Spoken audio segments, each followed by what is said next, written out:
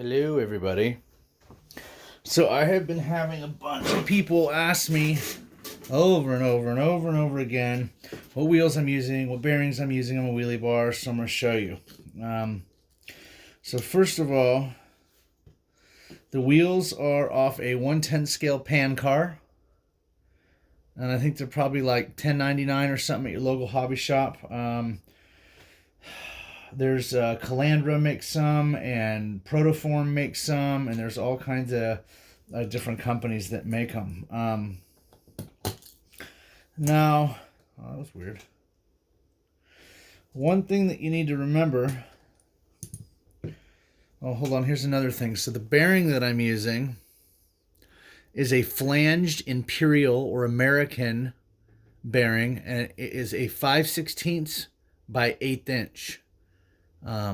A lot of the old school RC guys will know this by the old front 10L and 12L from the late 80s, early 90s that didn't have a nut on the front axle. The E-clip kept the front wheel on. Well, this is the same bearing. So what I'm going to do is I'm going to put one of these. Let me see. I can't see the screen. Okay, so I'm going to put one of these in one side. And then what I'm going to do is I went down to my local hobby shop, Jake's Performance Hobby, 707-586-3375, located in Roanoke Park, California, ships to lower 48.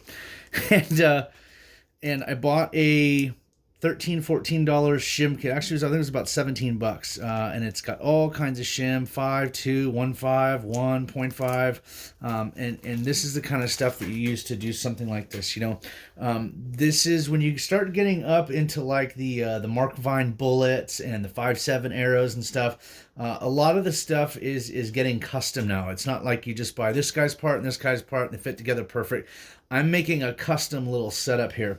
So what I'm going to do is I'm going to take this wheel, and the front of the wheel here is actually going to be the back of the wheel on the drag car. And the reason being is there's a lot less more of an offset here than there is back here. So if I was running them right side out, I would have to have like 3/4 of an inch of standoff so that the edge of this wouldn't hit the wheelie bar. Can you see the wheelie bar? Yeah, okay. So we're gonna flip it around, and that's why I, as opposed to maybe a 1/2 inch on this side. So that's why I run them backwards. So once you got one bearing in, you can't just put the second bearing in and then use a bolt and tighten it, because what it's going to do is it's going to take those two inner races to the bearings and it's going to squeeze that plastic together.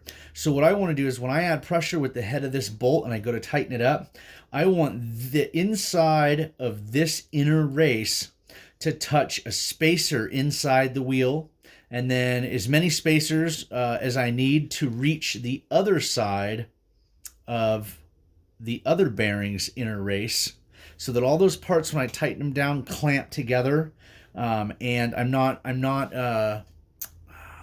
taking the bearing, and by the pressure I'm putting on it, distorting it. I want to let the ball bearings that are in it follow their grooves at a neutral stage. I don't want to have them shifted over with a load on them.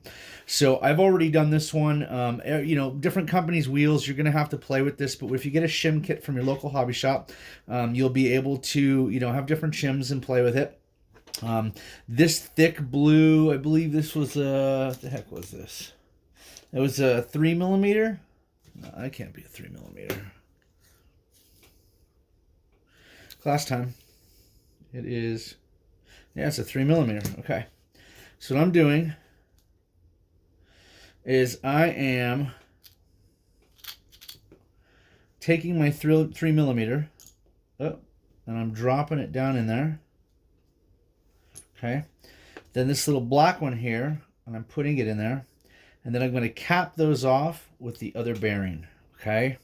Now, when I push, you know that if you don't have enough and you go to put it on and tighten it, the wheel will be under a load. If you have too much in there, when you go to push this bearing in and all the stuff's in it and the other bearings in it, you'll actually push it out a little bit. So that's kind of what I've done with this one. This one's got too much in it. So I thought that was perfect. But then again, it was the one on the other side that I really played with. So I want to make sure that bearing's in all the way. And I'm just going to match what I had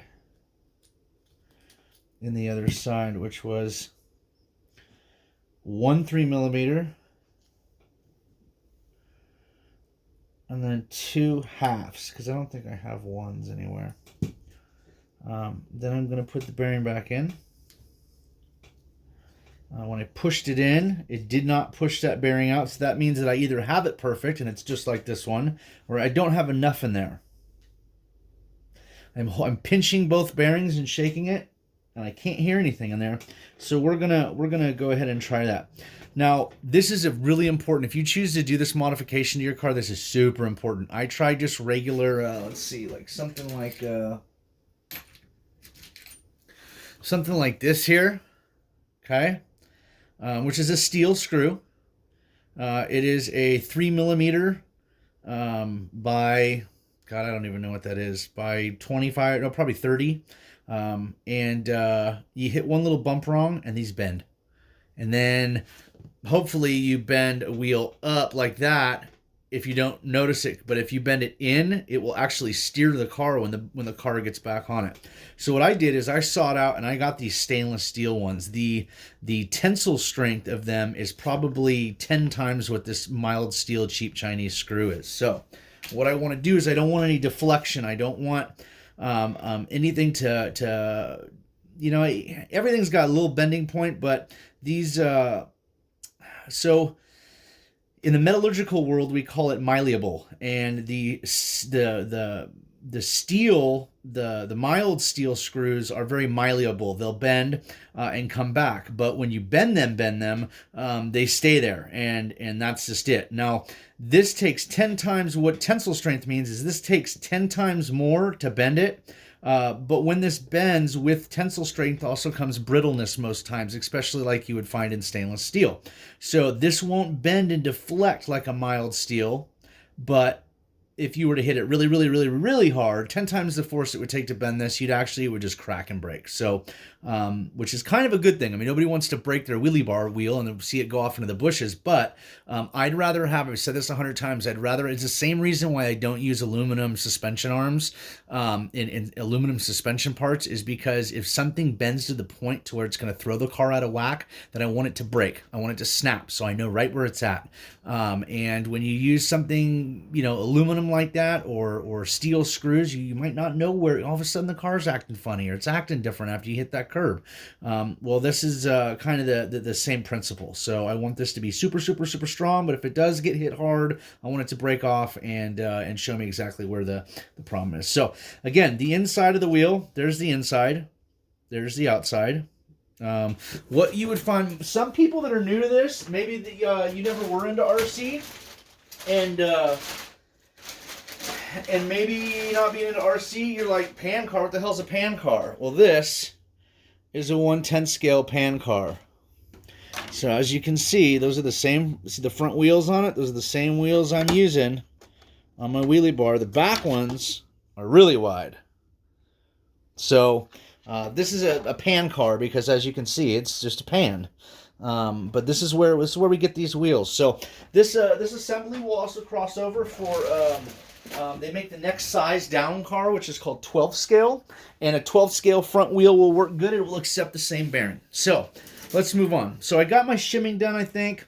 And you know, if this takes you 5 or 10 minutes or 15 minutes even, make sure you get it right, because you know you want to be able to pinch all these parts together with pressure with your bolt, and not suck the bearings into the wheel and distort the wheel, slowing it down.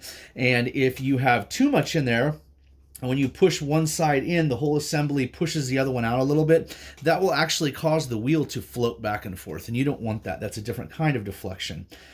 So I got all my pieces in there, and I'm going to put it in, and I'm going to hold my finger on it, and I already know what the standoff is that I need so that the wheel won't hit the wheelie bar. And I don't know if you can see, so if I just in the camera lay the wheel flat, you can see that blue popping out. That way I know that when this is bolted onto the wheelie bar, I'm not going to be scrubbing on the edge here, so we don't want to do that. So let's start this.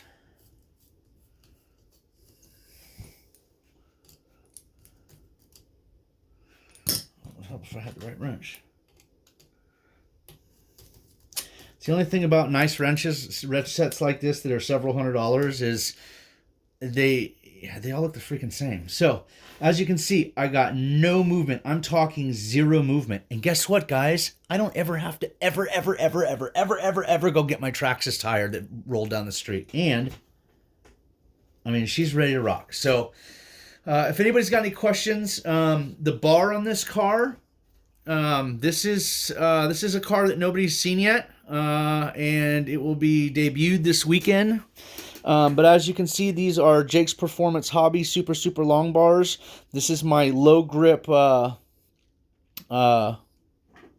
of experimental car. So when I have something that I want to try out and see if I can make it better, or buy a competitor's product and compare it to something that I run or somebody I'm sponsored by, this is the car we run it on. So this is our dummy car. But as you can see, the Jake's Performance Hobbies wheelie bars are super nice, dude. They're really long.